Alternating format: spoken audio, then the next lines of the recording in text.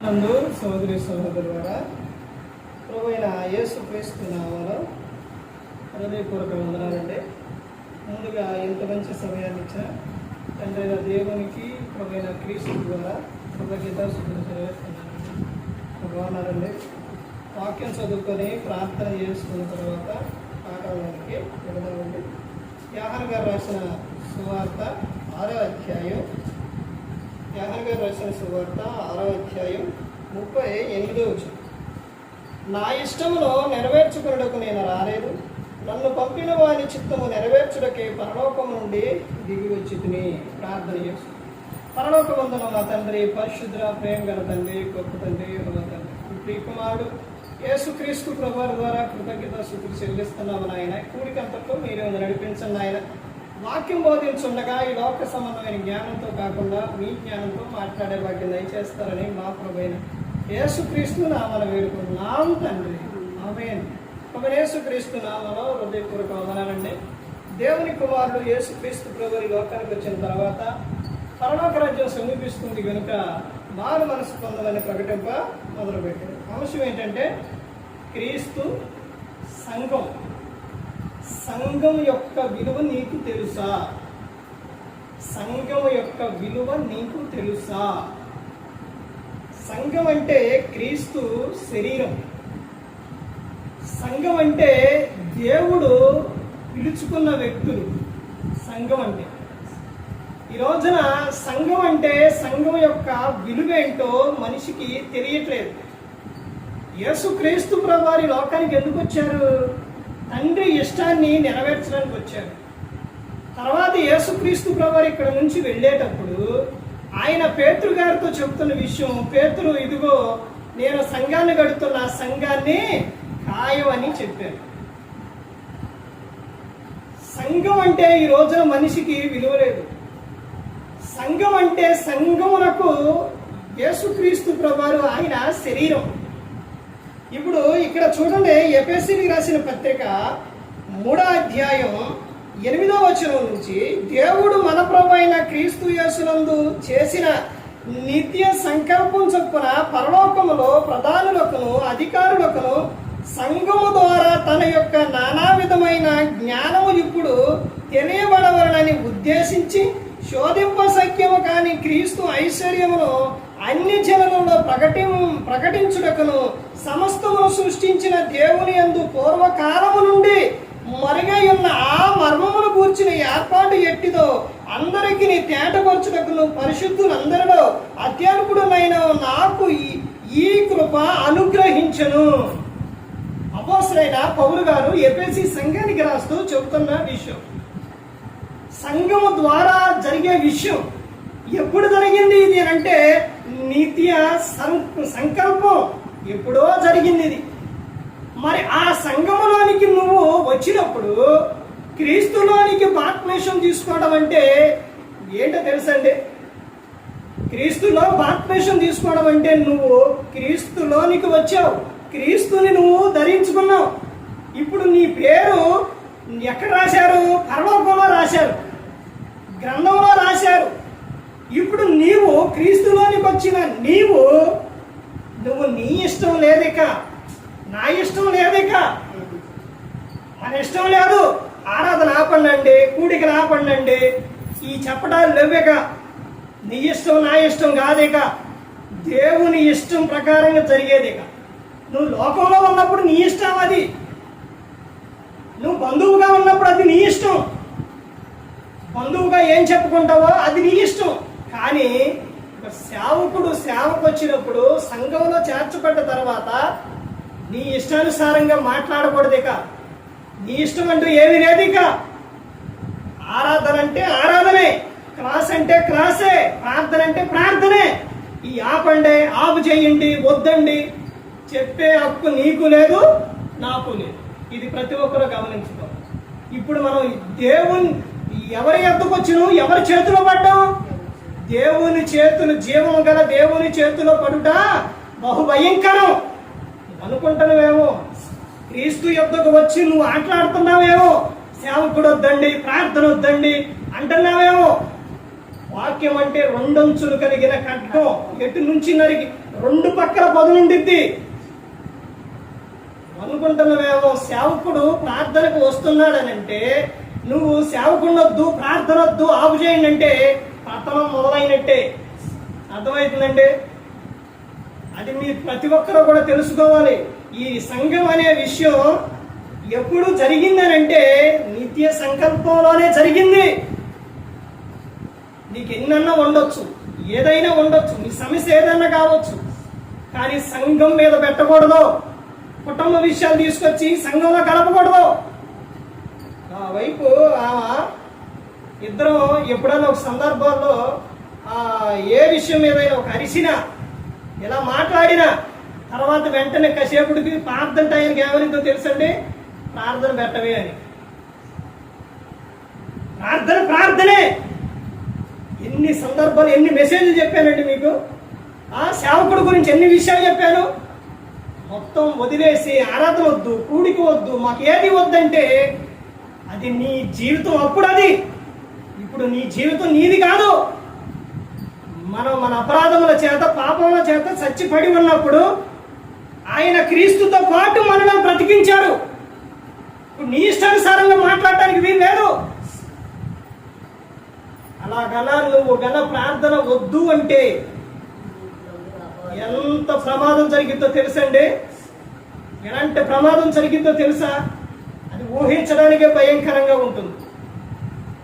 ఇంకో విషయం చూడండి, అపోస్తలుడైన పౌలు గారు ఎఫెసీయులకు రాసిన పత్రిక ఇక్కడ 5వ అధ్యాయం 23వ వచనం చూడండి కింద నుంచి. క్రీస్తు సంఘములకు శిరసైనలాగున పురుషుడు భార్యకు శిరసై ఉన్నాడు. క్రీస్తే శరీరములకు రక్షకుడై ఉన్నాడు. క్రీస్తు సంఘములకు ఏమైండు? శిరసయ్యుండు. మన శిరసనే వద్దు అనుకుంటున్నావు నువ్వు. ప్రార్థన పెట్టొద్దండి, వద్దండి, సేవకుడు వద్దండి అని అంటే దేవుడు ఊరుకుంటారు అనుకున్నారా? ఊరుకోరు. ప్రతి ఒక్కరూ కూడా గమనించుకోవాలండి. కుటుంబ విషయానికి వచ్చేసరికి అది కుటుంబ విషయంగా ఉండాలి. ప్రార్థన విషయానికి వచ్చేసరికి అది ప్రార్థన ప్రకారంగా ఉండాలి. ఆ విషయం ఈ విషయం కలపకూడదు. చాలా మంది స్త్రీలు ఇక్కడ చూడండి ఏమని చెప్తున్నారు. క్రీస్తు సంఘములకు శిరసై ఉన్నలాగున పురుషుడు భార్యకు శిరసై ఉన్నాడు. నీ భర్త నీకు శిరసై ఉండవు.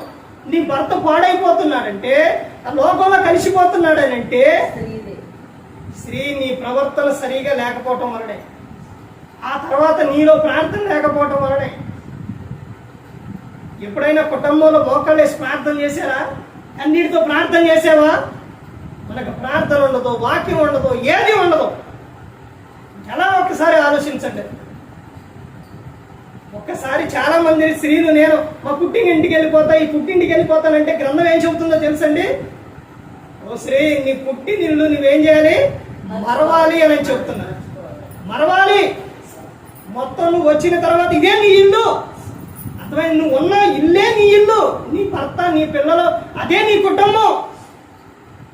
మా మామగారిని తాతగారు బాగా కొట్టేవాడు. అది నాకు అప్పుడు తెలియదురండి, చెప్తే తెలుసు. అయినప్పటికీ ఆమె వాడి ఇంటికి వెళ్ళాల. ఇప్పుడు మా అమ్మగారి విషయం వచ్చేసరికి మా నాన్నగారు, మా అమ్మగారు వీళ్ళిద్దరు వరుసుకున్నా కానీ వీళ్ళ చెల్లెలు ముగ్గురు ఉన్నారు. అయితే ఒక ఆమె మాత్రము నేను చూశాను, వీళ్ళు అరుచుకున్నా ఏదైనా అక్కడే ఉండేవాళ్ళు, కాసేపు మాట్లాడుకునేవాళ్ళు. కానీ ఆమె మాత్రం అరిసినా లేదా ఆయన కొట్టిన వెంటనే వాళ్ళ నాన్న ఇంటికి వెళ్ళి నన్ను కొట్టిండని చెప్పి నేను కళ్ళారా చూశాను. అలా వెళితే అసలు ఏమవుతుందో ఒక్కసారి ఆలోచించు. మా వైఫ్ ఆమె విషయం వచ్చేసరికి ఆమెనే అరిచినా లేకపోతే ఒక దెబ్బ కొట్టినా పాప విషయంలో కానీ వాళ్ళు అడిగితే ఇలా జరిగిందని చెప్పింది, కానీ పొరపాటును కూడా వెళ్ళాం. అర్థమవుతుందండి? ఒక్కసారి నువ్వు బయటికి వెళ్ళిపోతే నీకు ఇలువ ఉండదు. అర్థమవుతుందండి? అక్కడికి వెళ్ళి ఎన్ని రోజులు ఉంటారండి? మళ్ళీ తిరిగి ఏడకే రావాలిగా. ఏడకంటే ఇక్కడ సందర్భం చెప్పట్లేదునండి, వాక్యం సందర్భం చెప్తున్నాను. నువ్వు పుట్టింటికాడ నుంచి ఆ పుట్టింటికి వెళ్ళిపోయి అక్కడ ఎన్ని రోజులు ఉంటావు? ఎన్ని రోజులు చూస్తారు వాళ్ళు? అసలు వివాహం స్త్రీ అంటే ఆడపిల్ల అంటే ఎవరి పిల్ల అంటే ఆడపిల్ల. ఆడపిల్ల మన పిల్ల కాదు. అర్థమవుతుందండి? అక్కడే ఉండాలి. నువ్వు తల్లిదండ్రుల దగ్గర 25 సంవత్సరాలు ఉన్నా మిగతా 75 సంవత్సరాలు ఉండాల్సింది ఎక్కడ? భర్త దగ్గరే. అక్కడికి వచ్చిన తర్వాత నీ భర్త జాగ్రత్త నీది. నీ భర్త లోకంలోకి వెళ్ళిపోతున్నాడంటే అది నీ తప్పే. కాళ్ళు పట్టుకో, బతికినాడు, ఏదన్నా చెయ్యి. నీ పిల్లలు నీ మాట వినట్లేదంటే కారణం నువ్వే. వాడు లోకంలోకి వెళ్ళిపోతున్నారంటే కారణం నువ్వే. వాళ్ళకి అలాంటి ప్రవర్తన నేర్పినవు నువ్వు. ఇవన్నీ చెబితే బాధ కలిగిద్దండి. బాధ కలిగిన ఉన్నది ఉన్నట్టు చెప్పాలి. పిల్లల్ని ఎప్పుడన్నా ఆరాధనలో కూర్చోమని చెప్పావా? అరే మీరు బయటికి వెళ్తున్నారు, మళ్ళా వస్తే నేను మీకేం పెట్టను, దేవుల్లో ఉంటేనే అని చెప్పావా? గారాబాలు వాళ్ళకి. వాళ్ళంటే వాళ్ళని నువ్వు ఎంత ఎంత ఇదిగా చూస్తున్నావో దేవుల్లో గల లేకపోతే అంత ప్రమాదం. జబదే కుమారుడు తల్లి ఇద్దరు యవనస్తులు. వాళ్ళెవరు? యేసుక్రీస్తు ప్రభువు శిష్యులు. చెరొకరిని పట్టుకొచ్చి క్రీస్తు ఎందుకు వచ్చి ఆమె చెబుతున్న విషయం ఏంటి? అయ్యా, ఒకడు నీ కుడి వైపున, ఒకడు నీ ఎడ వైపున ఉండాలని చెప్పింది. ఎందుకు ఆ తల్లి అలా చెప్పింది? ఈ రోజున తల్లికి పిల్లల పట్ల బాధ్యత లేదు. బయటికి వెళ్ళిపోతున్నారు, ప్రార్థనలో ఉండకుండారంటే సాతాను ఎరలో పడిపోతున్నారు వాళ్ళు. భర్త బయటికి వెళ్ళి రావట్లేదంటే నీ కుటుంబంలో ప్రార్థన ఉందా? స్త్రీ జ్ఞానం కలిగి ఉండాలి, జ్ఞానంతో కట్టుకోవాలి. షునేమిరాలు ఏం చెప్పిందండి భర్తకి? మన ఇంటికి వస్తూ పోతున్నాను ఎవరేం చెప్పింది? దైవజనుడు అని చెప్పింది. మరి ఆ దైవజనుడికి గది కట్టించింది. అకుల ప్రిస్కిల్లా ఇద్దరు భార్య భర్తలే. పౌలు గారి విషయంలో సహకారంగా ఉన్నారు సేవకునికి. ఈ రోజున భర్త మందిరానికి రావట్లేదంటే, బాప్తిసాలు తీసుకొని మీరు లోకంలోకి వెళ్ళిపోతున్నారంటే మరలా నువ్వు సాతాను ఎరలో పడిపోతున్నావు. ఒక్కసారి గల సాతాను నీ గృహంలో నుంచి వెళ్ళిపోతే అది పోయి అలా ఉండదు. వెళ్ళిపోయి అడ్డు తిరిగి మరలా అది అనుకునిద్దంట, నేను వదిలొచ్చిన ఇల్లు ఎలా ఉంది ఒక్కసారి చూచొద్దామని మరలా వచ్చిద్దంట. వచ్చిన తర్వాత ఆ ఇల్లు ఊడ్చి అమర్చి ఖాళీగా ఉంటే అది వెళ్ళిపోయి మరలా చెడ్డమైన 7 దెయ్యాలను తీసుకొచ్చి అందులో నివాసం చేసిద్దంట. అప్పుడు నీ మొదటి స్థితి కన్నా కడపడి స్థితి భయంకరంగా ఉండిద్ది, ఇంకా భయంకరంగా ఉండిద్ది. ఇది గమనించలేకపోతున్నాం. మాకు ప్రార్థన వద్దండి, మీటింగ్ కూడికలు వద్దండి, ఆరాధనలు వద్దండి. ఒక్కసారి గమనించండి, అలాంటి విషయాలు సేవకునికి ఎప్పుడు చెప్పొద్దు. మీరు ఫోన్లు చేసి చెప్పాలి అని అంటే, మీరు ఫోన్లు చేసి చెప్పాలంటే, నాకు ఫోన్ చేయాలంటే ప్రార్థన అయితేనే ఫోన్ చేయండి, మిగతా ఏ సందర్భాలు చేయొద్దు. ఈ రోజున జరిగిన విషయం ఏంటో తెలుసండి? అలా ఫోన్ వస్తే నైట్ రాత్రి భోజనం లేదు. ఇలాగే క్లాస్కి వెళ్ళి వచ్చా, ప్రార్థన అయ్యింది, లేట్ అయింది, భోజనం చేయలా. ఉదయాన్నే ఆమె టిఫిన్ చేసి భోజనం చేసి 2 కలిపి తినయ్యారంటే అప్పుడే గడ్డికి వెళ్ళాను. అప్పుడే అలా వెళ్ళి వస్తున్నా ఫోన్ వచ్చింది. చచ్చిపోయే స్థితికి వెళ్ళిపోయింది. నేను చచ్చిపోయే స్థితికి ఆయాసం వచ్చింది. గుండె దడ దడ దడ దడ దడ కొట్టుకుంది వద్దనేసరికి. ఆ సమయాలట్టు క్లాసుకు లేట్ అవుతుంది. గబగబా బయలుదేరితే అంటుంది, కొంచెం అన్న తినంటే నేను అప్పుడన్నా తినే ఓపిక లేదు, ఆ టైమో లేదు. అలాగే ఏమీ తినకుండా పని గడుపున్న ఏమీ తినకుండా వెళ్ళిపోయా. ఆడకెళ్ళిపోయి క్లాసుకి వెళితే జనమందరూ వచ్చారు, ఫుల్ నిండిపోయారు. లాస్ట్ రోజు ఇటు లేచి ఇటు పోదామా ఖాళీ లేదు, అటు పోదామా ఖాళీ లేదు. మంచినీళ్ళు అవుతున్నాయి, మంచినీళ్ళు తాగడానికి కూడా అవకాశం లేదు నాకు. మరలా క్లాసు అసలు ఒక్క నిమిషం ఏంటంటే అన్నయ్య ఫోన్ చేసి నేను మాట్లాడినప్పుడు అప్పుడు కొద్ది ఆయాసం తగ్గింది. లేకపోతే నేను అనుకున్నాను ఈ రోజంతా నా పరిస్థితి ఏంటి, క్లాసులో ఎలా వెళ్ళాలి. మొన్నటి దిన ఆదివారం ఆరాధన కూడా అలాగే జరిగింది. సంఘం అంతా ఉన్నారు, అందరూ మాట్లాడుతున్నారు, నేను మాట్లాడాలి, ప్రార్థన చేయాలి. అప్పుడే ఫోన్ చేసి ఏం చెప్పారు? అసలు బీపీ లెగిసిపోయి అసలు ప్రార్థన రావట్లేదు. వాళ్ళతో సంతోషంగా ఉండలేకపోతున్నా. ఈ రోజు సేవకుడు హైదరాబాద్ నుంచి వచ్చేటప్పుడు షేక్ హ్యాండ్ ఇచ్చి అంటే నా మొహంలో నవ్వులేదు. అందరూ బ్రదరు బ్రదరు బ్రదర్ అంటుంటే నవ్వు లేదు, ఏమీ లేదు. అందరూ బాప్టిజం అక్కడ బాప్టిజం తీసుకుంటుంటే అసలు అలాగే చూస్తాను కానీ సంతోషం లేదు. కారణం ఏంటి? మీరు సంఘంలో మీరు పిల్లలు పాడైపోతుంటే ఎంత బాధ కలిగిద్దో. మీరు వద్దంటే, మీరు కాదంటే అలా జరిగిద్ది. ఒకటి గమనించండి, మీరు దేవుని యొద్దకు వచ్చారు, క్రీస్తు యొద్దకు వచ్చారు, బాప్టిజం తీసుకున్నారు. మీరు ఉన్నంత కాలము ఇక్కడ ఏం చేయాలి? ప్రార్థన జరగాలి. అది నేను ఎప్పుడో చెప్పాను. మీరు ఇప్పుడు మీ మంచికైనా చెడుకైనా ఎవరు రావాలి? సేవకుడు రావాలి. మీరు వివాహం చేసుకున్నా అంటే పిల్లలకు చేసినా రావాలి. ఆ తర్వాత చెడుకైనా రావాలి. కాదండి, వద్దండి అని అంటే ఏం చేస్తారు మీరు? ఆ తర్వాత మీకు మీ వివాహం చేయాలంటే ఎవరైనా వస్తారనుకున్నారా? లేకపోతే మనిషి ఈ లోకం విడిస్తే ఎవరైనా వస్తారనుకున్నారా?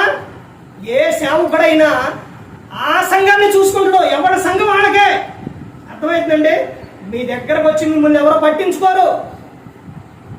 పట్టించుకోరంటే మీ మంచికైనా చెడుకైనా దేనికైనా వచ్చేది ఎవరో? మీకు సంఘ కాపరిగా ఉన్న ఆయన. ఇప్పుడు ఇక్కడ సేవ చేస్తున్నారు సేవకులు, మీ ఇంట్లో శుభకార్యం వచ్చి అన్ని పట్టించుకోవాలండి, ప్రార్థన చేయవాలండి. వాళ్ళు వస్తారా? ఇది తెలుసుకోవట్లేదు మీరు. లేకపోతే ఒక చెడు విషయాల్లో కూడా ఎవరైనా వచ్చి ప్రార్థన చేయండి, చేస్తారా? చేయరు.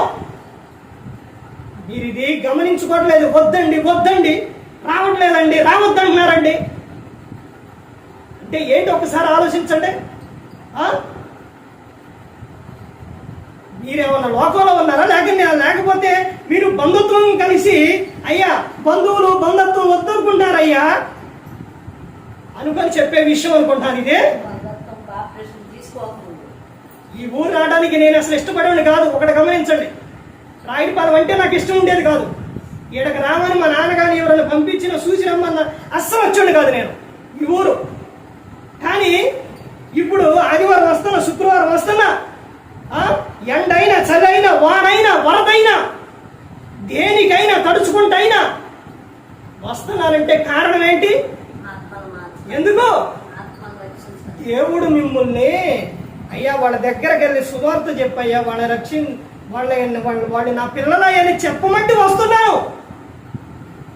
లేకపోతే అసలు నేను ఈ ఊరు వచ్చేవాడినే కాదు. నేను దేవుడు చెప్పమంటేనే వెళ్ళమంటేనే ఇక్కడికి వచ్చాను. ఇది మీరు గమనించుకోవట్లేదు. 5 వరకు సేవకులు వచ్చారు, వెళ్ళిపోయారు అంటే వాడు వచ్చి ఏం చేశారు? ప్రార్థన చేసి వెళ్ళిపోయారు. కానీ ఇప్పుడు మీరు దేవుని యొద్దకు వచ్చారు, బాప్టిజం తీసుకున్నారు, దేవునిలో క్రీస్తులో చేర్చబడ్డారు. మీరు అలాంటి మీరు ఎలా ఉండాలో ఒక్కసారి ఆలోచించండి. ఇక నుంచి గన మీరు గమనించండి. ఇక్కడ గన ప్రార్థన వద్దు అంటే అక్కడ రోడ్డు మీద అయినా కానీ జరిగిద్దిలే కానీ ప్రార్థన మాత్రం ఆగదు. అది గమనించండి. అర్థమవుతుందండి? బైబిల్ క్లాసుకి అయితే బైబిల్ ఎలాంటి కూడికే ఉన్నా లేకపోయినా నేను వెళ్ళిపోతా, నేను ఉండను, రావద్దు అని చెప్పినా కానీ శుక్రవారం జరిగిద్ది, వస్తాను, ఉన్నా లేకపోయినా ప్రార్థన పెట్టి వెళ్ళిపోతాను. ఆదివారం ఆరాధనకి ఒక్కళ్ళున్నా మీరు లేకపోతే బాప్టిజం తీసుకున్న వాళ్ళని ఎవరినైనా తీసుకొచ్చైనా పెట్టైనా ప్రార్థన పెట్టి వెళ్ళిపోతాం. మన దినాన్ని ఆదివారం అదే అనుకున్నాం. స్వాతి నేను మరి నాకు చెప్పలేదే, నేను వచ్చేదాన్ని ఆనందాం. అర్థమైందండి? గమనించండి. అది మాత్రం ఇక ఆగదు. ఆరాధన ఆగదు, క్లాస్ ప్రార్థన ఆగదు. మాకు ఇష్టం లేదండి అని అంటే అవి కుదరదు. మనసు మార్చుకోండి, దేవుల్లో ఉండండి. మీ జీవితాలు, మీ పిల్లలు, మీ కుటుంబాలు దీవించబడతాయి. సమస్యలు అనేది, గొడవలు అనేది వస్తుంటే పోతనే ఉంటాయి. అర్థమవుతుందండి? అంత మాత్రాన్ని మీరు వెళ్ళిపోయి చికాకులైపోతే అది మీకే ప్రమాదం. అర్థమవుతుందండి? మీరు ఎక్కడికి వెళ్ళినా ఎక్కడే ఉండాలి. అర్థమవుతుందండి? ఏడికి వెళ్ళినా ఏడకే రావాలి. దేవుని మీద అలిగి, దేవుని మీద బెదిరించిన, దేవుని మీద ఇది ఏం చేస్తారు? దేవునికి దూరం అయ్యి దేవునికి దగ్గర అయ్యి ఏదైనా కానీ అడుక్కోవాలి. ప్రతి ఒక్కరు గమనించుకోండి. ఏ ఒక్కరు కూడా నశించిన నరకానికి వెళ్ళిపోకూడదని యేసుక్రీస్తు ప్రభువారు ఈ లోకానికి వచ్చి మనందరి కోసం సిలువలో తన ప్రాణాన్ని పెట్టి ఉన్నారు. మరి ఏ విధంగా నిలబెట్టి మాట్లాడించిన తండ్రి దేవునికి కృతజ్ఞతలు చెల్లిస్తూ ఇంతవరకు శ్రద్ధగా ఉన్న మీకు ప్రభు పేటల హృదయపూర్వకంగా చెల్లిస్తూ ఈ మాట ముగిస్తాను. అందరికీ వందనాలు.